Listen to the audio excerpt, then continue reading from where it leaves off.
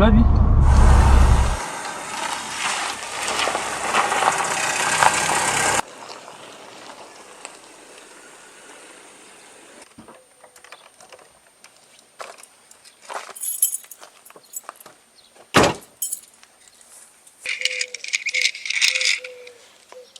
Salut. Salut. Dis-moi, je vois que tu t'ennuies un peu là, avec la miniature. Donc ce que je te propose, c'est d'essayer la vraie. Non, tu déconnes. Oh ben allons-y.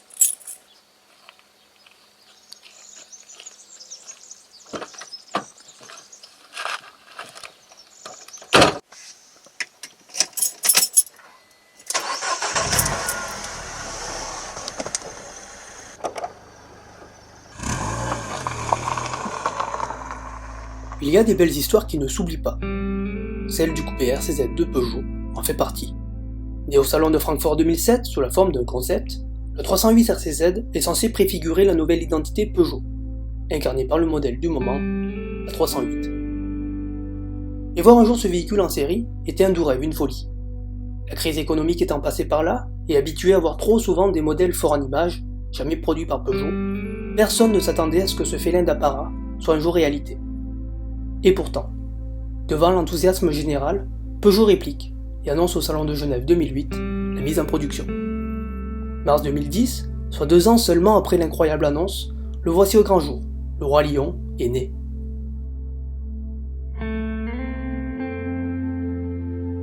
Et le plus surprenant dans tout ça, c'est qu'il respecte pratiquement trait pour trait le concept car d'origine, et donc celui de la première 308. Mais ça ne s'arrête pas là. En abandonnant l'ancienne numérotation à zéro central, qui jadis permettait de démarrer le moteur à la manivelle, RCZ fait table rase du passé et aspire à un genre nouveau, celui de l'exclusivité, de la sportivité et du luxe. Premier d'une ligne baptisée hors série, à laquelle Peugeot ne donnera hélas pas suite, RCZ se distingue d'emblée par une plastique affirmée, voire même exagérée. Celle d'un félin décomplexé, à l'entrée d'air généreusement ajourée où prennent place de chaque côté 2 antibrouillards acérés, nous rappelant la turbulente 908 HDI aux 24 heures du Mans. Plus haut, sur le museau, prend place le logo de Peugeot, où 2 optiques effilées renforcent l'agressivité du trait. Latéralement, l'inspiration 908 est toujours de mise. Ainsi, aux 4 coins du véhicule prennent place d'imposantes ailes, que l'on pourrait aisément comparer aux hanches d'un félin, et ancrées sur le sol, prêt à dévorer l'asphalte. Plus haut, la virgule au niveau de la porte et les arches en aluminium achèvent le lien entre l'avant plongeant et l'arrière musclé. À l'arrière, la signature la plus emblématique du RCZ est de loin le double bossage de son pavillon et de sa lunette arrière.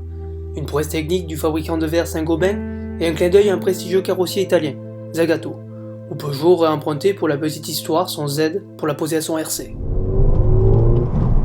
Aïe. Ouais ben, prouesse technique ou pas, je me suis éclaté la tête dans la vitre avec tes conneries. Et ce n'est pas tout.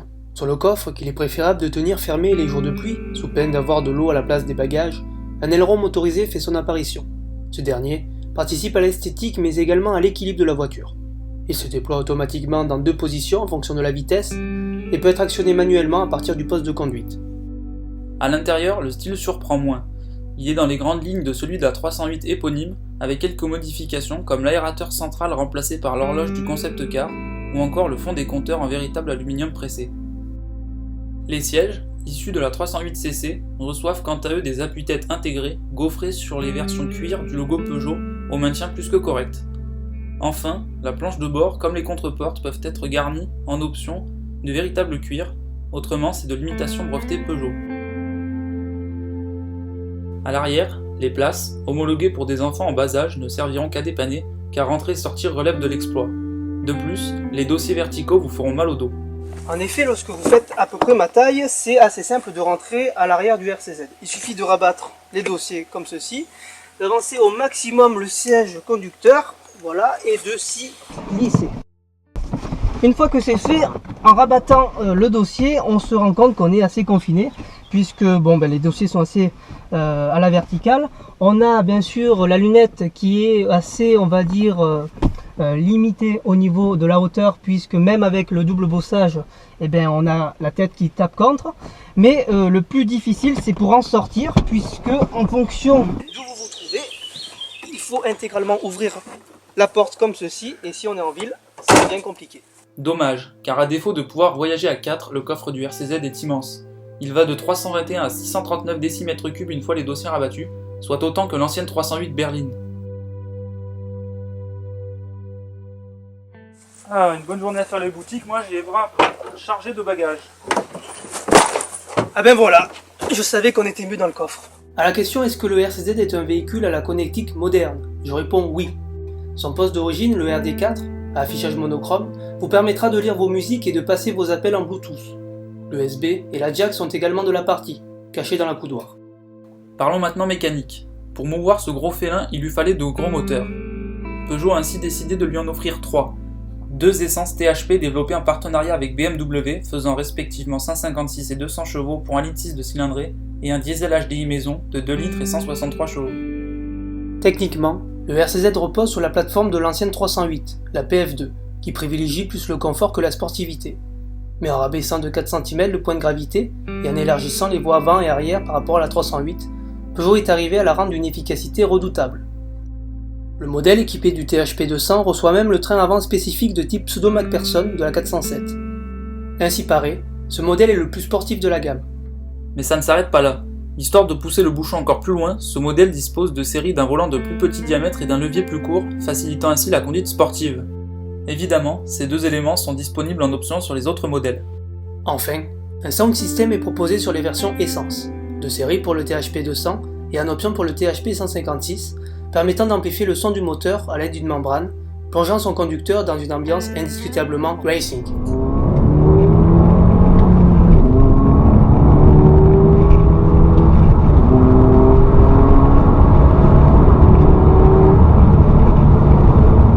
Mais assez de blabla, partons l'essayer.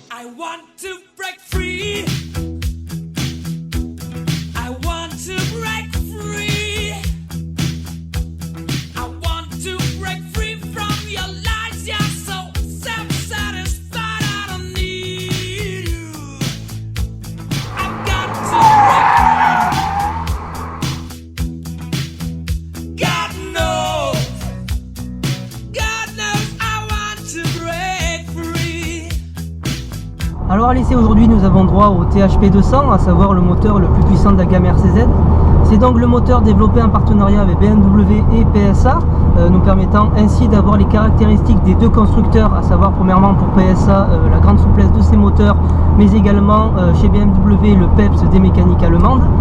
On a ainsi tout le couple disponible dès 1700 tours minutes, ce qui permet d'avoir une large plage d'utilisation, mais également un agrément de conduite de premier ordre.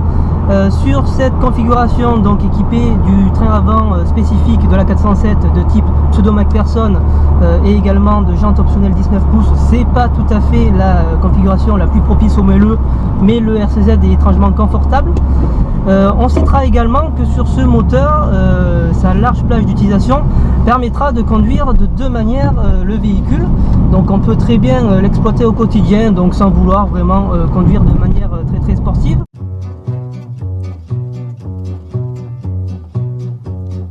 Pour me rendre à mon bureau, j'avais acheté une auto, une jolie traction avant qui filait comme le vent. C'était en juillet 39, je me gonflais comme un bœuf dans ma fierté de bourgeois d'avoir une voiture à moi. Mais si l'envie vous prend, on peut très bien malmener la voiture.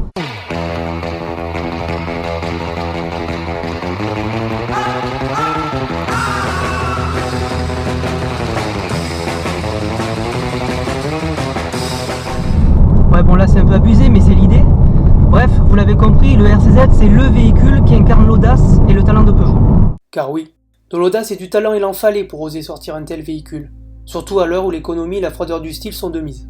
Mais comme si tout cela n'était que futilité, le RCZ est né, bousculant dès son arrivée les codes esthétiques et même son rival désigné, l'Audi TT, à laquelle Peugeot s'est inspiré, mais en proposant sur son RCZ un bien meilleur rapport qualité-prix.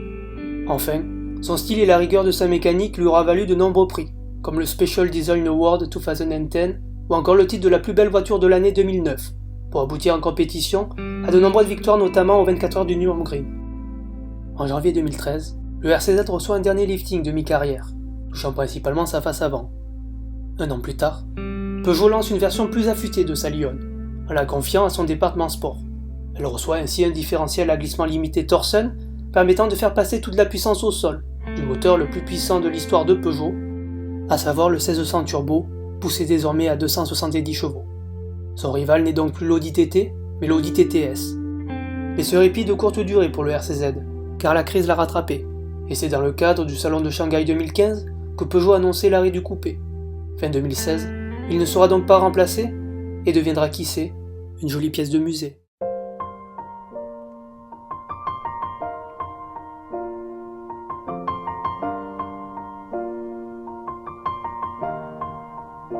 It's been a long day without you, my friend, and I'll tell you all about it when I see you again.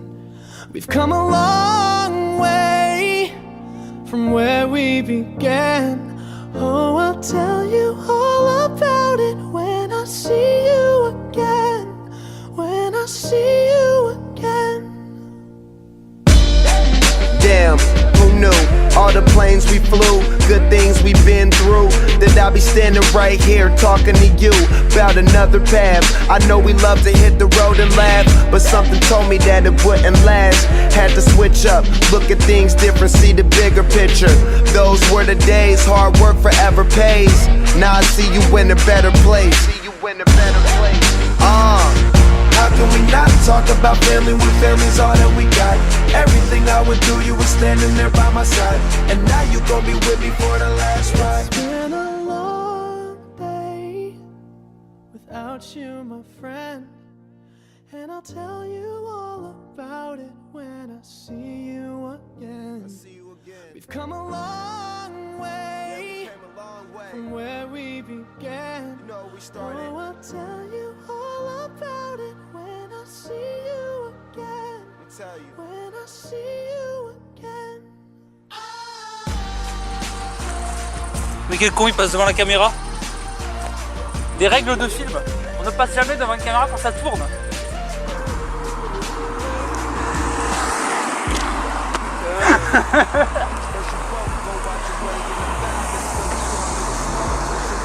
Putain, 5 minutes.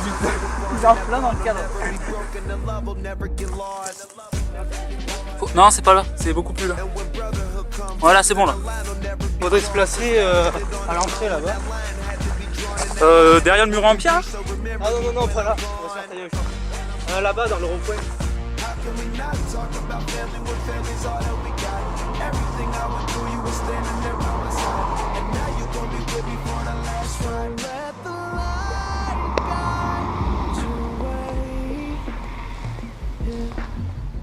J'ai fait un gros à-coup à la fin à cause de ça là. J'ai pris le doigt dedans. Attention, action.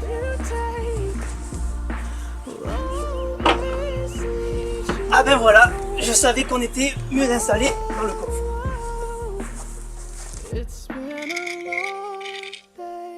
Ah, salut. Attends, ça tourne. Mais oui. On va pas dire que- Oh putain, mais... Comment je peux le savoir si c'est un exemple?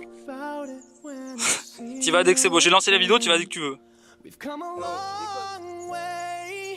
Mais faut que tu me les prennes en même temps. Allez, on y va, Michel. Vas-y, sur 5 mètres, on le fait en courant, d'accord? Là, c'est bon, il va rigoler.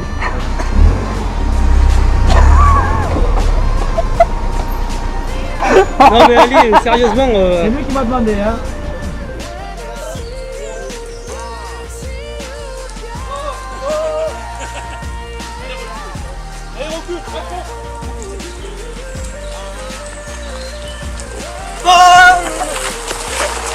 Oh le con, oh le con.